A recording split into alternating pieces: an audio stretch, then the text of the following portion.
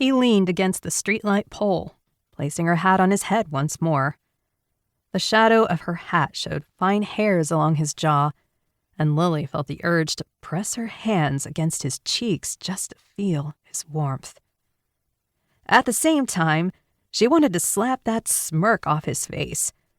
A proper gentleman would have retrieved the hat, to be sure, but have mercy, Cupid. No one has to die for love. "You dropped your contraband," he said. Lily looked to where he was pointing. Tall man reached down, picked up the gladiolus that had fallen out of her pocket, and offered it to her. "It was a gift, thank you," Lily said, receiving it.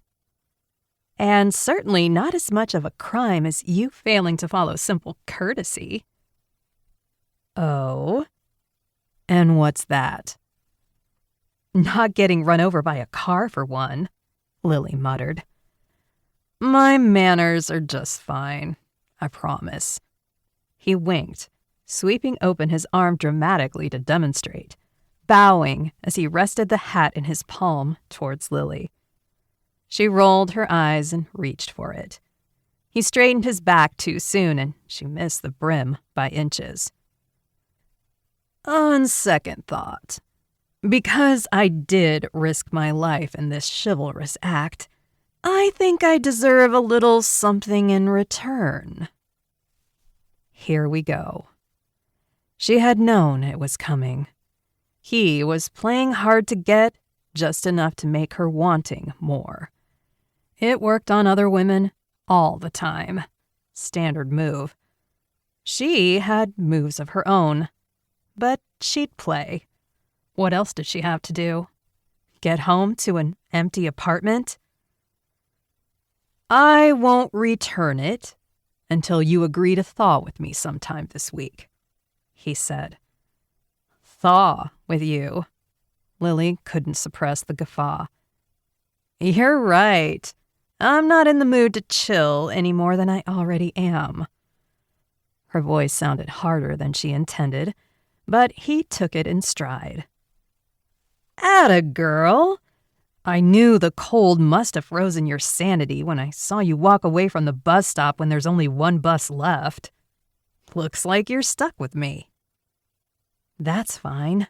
Your eyes are perfect," Lily thought, before she could stop it, then swallowed the butterflies.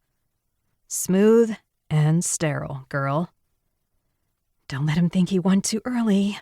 You are not easy." "Where did you come from anyway?" Lily asked. "I noticed you when I was outside the coffee shop. Don't try to change the subject." He wrapped his hand around the pole and twirled around it, resting his other shoulder against the bus shelter. "In fact, if those shoulders don't loosen up by the time you're done with Logan West, you never have to see me ever again." She mirrored Logan's lean against the shelter's glass and pretended to think about it. She hugged her arms tighter around her. Logan frowned. He took off his gloves and handed them to her. She shook her head, but then reconsidered. It was cold. She uncrossed her arms to slide her thin fingers into the warm wool. "But only because I want my hat back," Lily said. "It would be impossible to find one just like it." Logan whistled. "And what is the name of my gloved and graceful girl?" She lifted her eyebrow. "My? Someone's a little sure of himself." "You're wearing my gloves, aren't you?" That made Lily laugh. "Clever. I'm Lily Cromwell." She didn't offer the back of her hand like she usually did.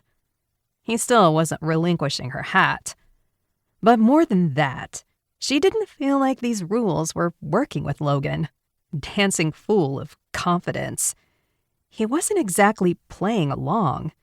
In fact, it seemed he had a game all his own, and she was intrigued by it. To keep listening to this audiobook, I've left you a link in the description so you can do it, at no cost thanks to Audible's 30-day free trial.